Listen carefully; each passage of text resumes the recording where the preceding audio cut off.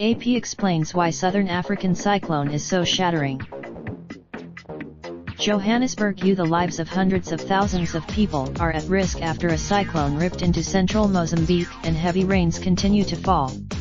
8 groups report. Here is a look at the disaster that has killed untold hundreds of people in Mozambique, Zimbabwe, and Malawi. Will the death toll rise? Almost certainly. Emergency response. A massive storm surge when Cyclone Idai made landfall in Mozambique over the weekend created what one World Food Programme staffer calls inland.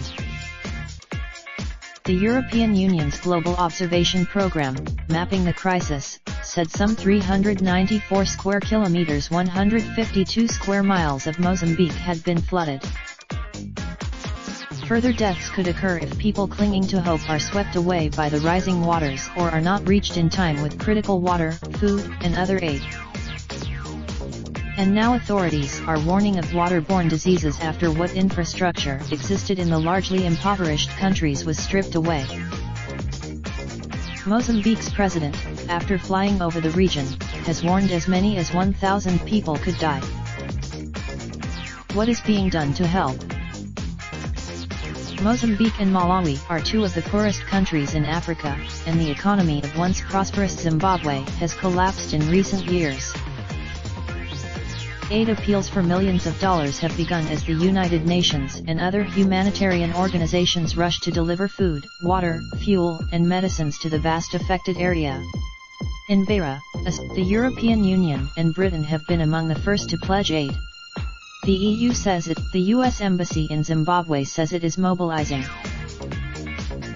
Zimbabwe's president has said a number of countries, including the United Arab Emirates, South Africa, Botswana, Namibia, and Angola, also were offering aid. What happens next? Aid organizations and authorities are rushing humanitarian aid to Beira and other areas by air and sea, while rescue efforts push on. The torrential rains. As the water begins to recede throughout the region, the extent of the devastation will become clearer. And thousands, perhaps scores of thousands, of families could be on the move, seeking new refuge after their homes were washed away. Burials, which already have begun, will continue. Follow Africa News at https://twitter.com/apafrica. Raindrop, truck top, top smoking, no cooking the hot pot. Fucking on your bitch, yeah, that. Looking up, open the park, pot.